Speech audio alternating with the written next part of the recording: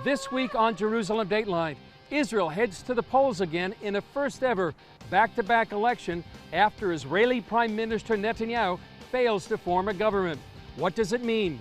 And we'll be joined by CBN's Scott Ross for a special show looking at some of his most important stories from the Holy Land.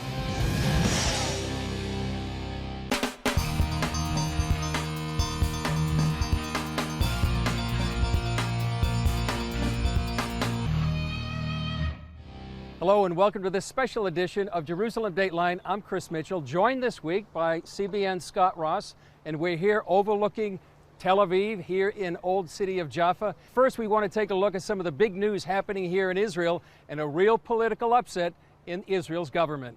For the first time in its history, Israel is going back to the polls for a second consecutive time after Israeli Prime Minister Benjamin Netanyahu failed to form a coalition government. Just minutes before the midnight deadline to form a coalition, Israel's parliament, the Knesset, voted to dissolve itself and send Israelis back to the polls in September. The vote meant Israeli President Reuven Rivlin could not choose another party to try and form a new government. After 42 days of negotiations, Israeli Prime Minister Benjamin Netanyahu couldn't bridge the divide between two of his potential coalition parties, Avigdor Lieberman on the one hand and the ultra-Orthodox parties on the other. The main contention between the two was a law requiring a percentage of ultra-Orthodox men to serve in Israel's military. The ultra-Orthodox parties objected to that law, and Lieberman would not serve in Netanyahu's coalition if the law wasn't passed. It's one more sign of a growing divide between the secular and religious within Israeli society. In the meantime, after just finishing one campaign, Israel's political parties will begin campaigning once again. While Israeli Prime Minister Netanyahu remains the frontrunner, he faces challenges from retired General Benny Gantz's Blue and White Party and other opposition parties. Yet it also gives some politicians, like Education Minister Naftali Bennett, one more shot at re-election. Netanyahu vowed he'll win the next election, but in addition to his political challenges, he will face 3 separate criminal charges 1 month after the next election. The new elections also mean the unveiling of President Trump's peace plan will likely be put on hold for several more months. Well, Scott, it's great to have you here this week. Welcome back to Israel. Oh, yes, I know. My favorite place in the whole world. I know it is. My favorite trips right here, all the time. And we're here in a beautiful location, looking at Tel Aviv. It's in the Mediterranean, a beautiful sight. You know, we've been on the northern border and the southern border, and here we're right in the middle of the country. As you move around this country, it's always so amazing to me to see how well people literally do get along.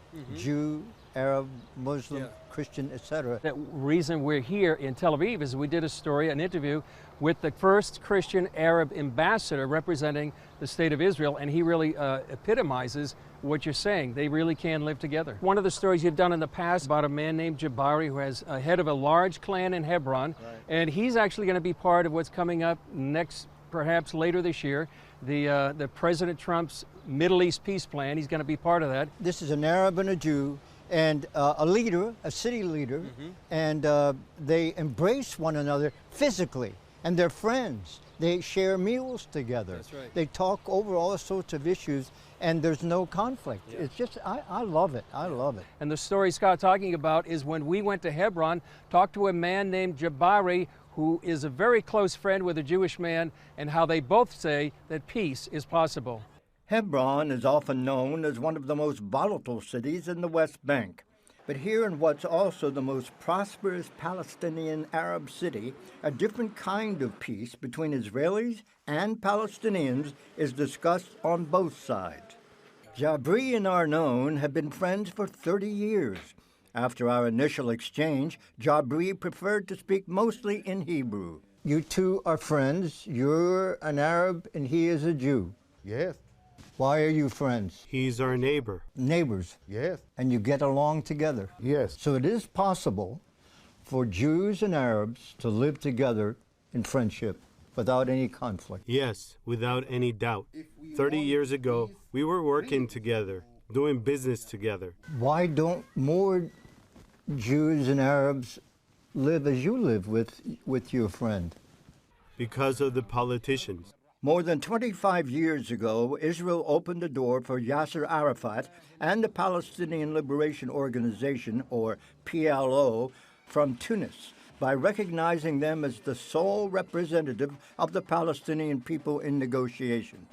Arafat and then Israeli Prime Minister Yitzhak Rabin signed the Oslo Accords on the White House lawn in 1993.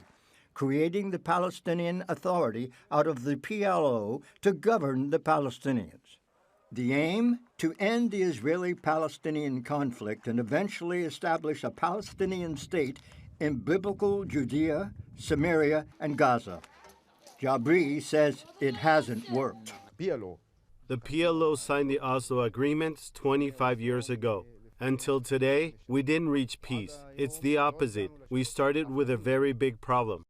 In the Oslo Accord, the Israeli government had brought the PLO to control the local population. And they said, you bring those people, the corrupted and the terrorists, to control us? Why? I feel ashamed about it. We disappointed them, we betrayed them. What did the PLO think of you? I don't care what the PLO thinks about me. What's important for me is how we can all live together in this area, in the state of Israel. If we follow their way, we won't have peace even in the next 50 years. And he says there has to be another way. How will we live together? Under the government of Israel. In the end, this is the only solution. Do you feel the Israelis are fair and they're just? Basically, yes. But there's a huge pressure on the Israeli government. Before the Oslo Accords, the whole country was free, without checkpoints, without anything. So the Oslo Accord was not a good accord? No one from the two peoples received anything. Have you been able to influence other Arabs and other leaders to your way of thinking? Yes, of course. 90% of the Palestinian people are looking for their own future. Even though Jabri says the masses want to change, saying so would get them in trouble with the Palestinian Authority. Have your enemies threatened you? We're not afraid of anyone. We speak from our hearts. We speak the truth. Do you have hope for the future, for peace in the land? Of course, there's hope, but we have to continue in the way of real peace from both sides. The problem between us is a political problem. Jabri, who is a businessman, and other Palestinian and Israeli businessmen have ideas about how to make person-to-person relations work, and they want the world to help. Coming up, a look at Rocketown, the southern Israeli city of Sderot, still under fire all these years later.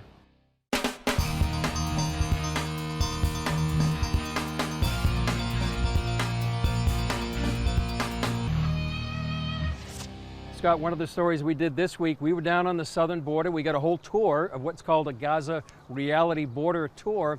But one of the favorite stories you did, I think it was your first, was when we went to Sderot and you saw what it was like for the people living there. Absolutely amazing. How far is Sderot from the border? Just a couple of miles. You can say that, a couple of miles. Like if you're in the United States, you drive a couple of miles. These people in Sderot live under the constant barrage of rocket fire. Right. And the reality was we were on a playground and little kids are running around. And I said, okay, well, if a rocket came over now, what would happen? He said they'd have anywhere from 15 to 30 seconds to get to a bomb shelter. That's right. That's I couldn't conceive of that until I was there. Well, Scott, that was a number of years ago, and things haven't changed very much. Let's take a look at Scott in Sderot. They call it Rocket Town, the bomb shelter capital of the world. For more than a decade, Israelis in Sderot and southern Israel have lived under almost daily rocket attacks from the Gaza Strip. Do you have people getting killed here in your town? We had over 44 people been killed overall by rocket fire. Over 1,200 been seriously injured. At the same time, you have an entire generation they grew up with this kind of reality of sirens going off. David Buskila was born and raised in Sderot and has been the city's mayor for 14 years. The mayor took me to a hill on the edge of town where we could see just how close the Gaza Strip is. This is the border. It's 840 meters. The meaning is something like half a mile. They could fire rockets at these towers and knock them down, and they launch rockets to the electric power station. yes, you supply Gaza. We gave them electric, and they launch rockets to block the electric power station, and then to complain that they have darkness in Gaza. You see, this is not normal. Everyone who drives in Sderot turns off the radio and rolls the windows down, ready to hear the color red siren to make a mad dash for safety. And here I am in a playground where kids come and play. Here's a caterpillar, and anywhere else in the world this would be a normal caterpillar. However, this is a bit different. This is in fact a bomb shelter. So when kids come out here to play, a siren goes off. They have 15 seconds to get inside here to be protected from falling bombs. Nothing moved me more than meeting Geut Aragon. In January 2008, she was sitting in her home with her 4-year-old son Nir and a neighbor child on her lap. A rocket crashed through the room where they were sitting. The bomb come through the wall into the room. All the roof was crushed on us from the, how you say it? Explosion. That the explosion. The girl was, fly to the corner. There was 4 shrapnels in my head. Yeah. And they operated and they took out 3 of them, but one of them, it get deep into the brain, so they don't want to touch it. Geut was in rehab for a 1.5 years, but that wasn't the end of her troubles. Nearly 5 years later, her son is still afraid to sleep in his room. The family has to run to the bomb shelter sometimes 3 times a night. So why does she stay? It's my country, it's my city. I'm born here. Right. I love it. If you want to move, you need to sell the house. No one wants to buy a house in Sderot. No one wants to come from outside to live under bombing, But I have to tell you, even that, we very love this city. Do you believe that God protected you? Yeah. You do believe I that? believe that, yeah. You're not angry? Totally. You're not angry with God because He allowed it to happen? No. I think now, and I thought back then that it was a miracle, and he protected on me, and he leaves me here in this world, living for my boys, because, and I thank Him every morning. I never was that believer, No? But since day, I believe more in God. Up next, Israel's economic and high-tech center also fulfills biblical prophecy.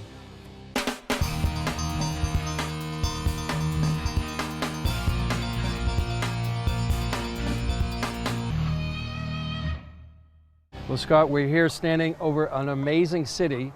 100 years ago, a little more than 100 years ago, that was a sand dune. And this is amazing. Constructions are going on here now as we speak, and this is one of the most technologically advanced cities in the world. That's right. Period. Exactly. The things that are coming out of here are just absolutely amazing. Yeah. And as you said, this was a sand dune. Yeah. And we were talking to people in the street.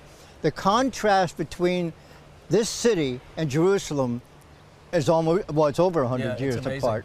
But you can also see prophecy unfolding here in Tel Aviv and Jerusalem. And here's the story Scott did about what this behind us is really fulfilling the words of the ancient prophets. Situated on the shores of the Mediterranean, Tel Aviv could be described as Israel's New York City. And in just over 100 years, it's become one of the world's leading startup cities. Tel Aviv was established in 1909. It is a very young city. It is. All this was sand here in 1909. What was the vision for it? And the vision was to establish here a modern Jewish city that speaks the Hebrew language. a foundation for a Jewish life. The idea was to realize the dreams, the hopes, the prophecies of our prophets and the dreams of the Jews all over the world. The most amazing thing about the Jewish people is the fact that we keep dreaming the same dream wherever we are through the centuries. Next year in Jerusalem, next year in Jerusalem. Isaac Dror is the education manager of Independence Hall, the location where David Ben-Gurion declared Israel's statehood and its founding fathers signed the Declaration of Independence. We're seated here in front of Independence Hall. This is a significant place. It is significant. It is really significant. It is the place where Israel was born, but it is also the place where Tel Aviv was established. It was the home of the founder of Tel Aviv. It was the first art museum of the city. In the book of Ezekiel lived in a place called Tel Aviv, a Jewish city in Babylon where he was prophet. A tiny Jewish community in the desert of Iraq, exiled Jews. In 1950, Tel Aviv and Jaffa merged to form Tel Aviv-Yaffo. It's also where Jonah caught a ship to flee from the Lord and ended up in the belly of a whale. Israel's founders sensed they were fulfilling prophecy. In the middle of this secular city, surrounded by construction cranes, one monument says it all. This is from the Bible, Jeremiah, and it says here, I shall rebuild you and you will be built, O Virgin of Israel. This is the motto of those who established Tel Aviv. And as we stand here now, the prophecy is being fulfilled in front of your eyes. In front of your eyes. It is the first time after 2,000 years, the Jewish people building the Jewish land, speaking Hebrew with their Bible in their hand, in the land of Israel. Today, Tel Aviv is known as Silicon Wadi.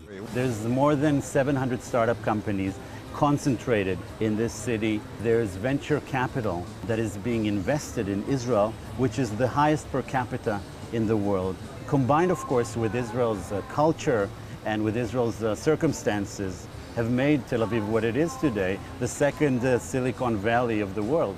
I met with educator Ze'ev Ben-Shahar. I asked Ben-Shahar about the future of Tel Aviv. It is going to explode. The amount of high-tech companies, the amount of innovations that are developed here that are crucial to making the world a better place are going to come out of Tel Aviv. And more research and more funding is going to come into this city and hopefully create a better future, not just for Jews, but for Christians, Muslims, Buddhists around the world. Still ahead, shopping in the Jerusalem open-air market where prophecy is being fulfilled.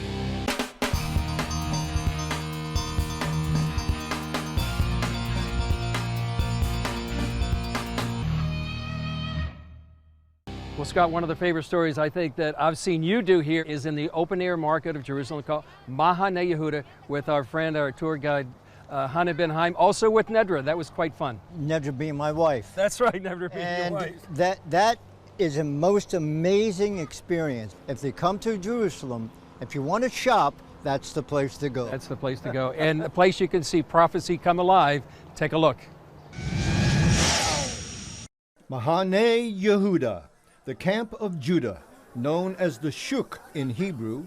It's Jerusalem's most famous market, and like so many other places in the city, there's nothing ordinary about it. Here we are in the city of Jerusalem. Absolutely. We're about to cross a very well-known, historically known, Jaffa Road. About a mile and a half down the road is the old city's Jaffa Gate.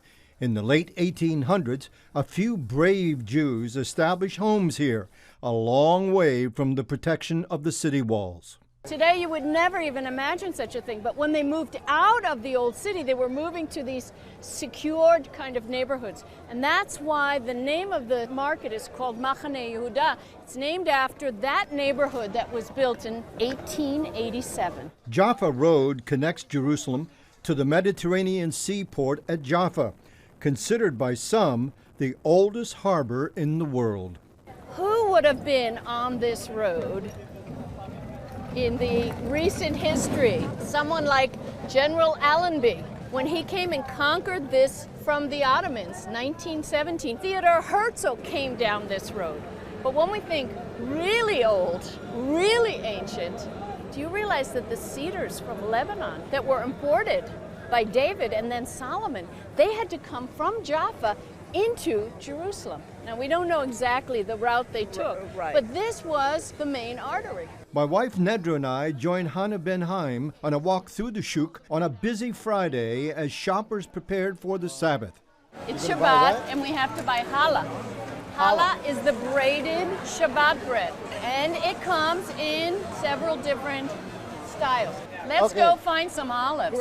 One spicy olive. That's good and spicy. Of course, the olive is part of the symbol of Israel. Yeah. We have the menorah with the two abbreviated branches from Zechariah 4. Not by might and not by power. But aren't these delicious? They're good. Dozens of countries and cultures are represented in the Shuk, brought here by Jews returning to the land from more than 100 countries. An Iranian Jew started a spice shop in Jerusalem in 1953 and later moved here to the Shuk. Today his grandsons still run the shop. An estimated 200,000 people visit the Shuk each week. Rich and poor, young and old, religious and secular, as well as Jews and Arabs shop in the market. But it's had its share of tragedy too. July 30, 1997. Suicide bombers killed 16 people here and wounded almost 200. Terror attacks in the market virtually destroyed business, so the municipality reinvented the Shuk to make it one of the trendiest places in the city. How are we going to encourage people to come back here? So the new floors and the new ceilings, and even though it doesn't look very brand new to you, and also the openness to so many different other kinds of shops and restaurants, bistros, even nightlife is here. We ate at the Zura restaurant, started by the owner's father in 1952, with traditional Turkish and Iraqi food. It's so amazing, the abundance of food that's here. I mean, the tomatoes are like that, and the variety of food. One religious Jew summed up the Shuk for us. He said, if you want to talk to God, go to the Western Wall. But if you want to see God at work, go to the Shuk. And that's exactly what we saw. Well, Scott, it's been great having you this week here in Israel, and love the stories we shot this week. Love the stories you've done. Please come back. The most significant piece of property anywhere on planet Earth, because Jesus Christ is coming back here, and maybe we'll cover it. Oh, maybe we will cover it. That would be the story. That would be it. All right, thanks, Scott. Great to have you with us. Thank you. So I'm Chris Mitchell with Scott Ross, and we'll see you next time on Jerusalem Dateline.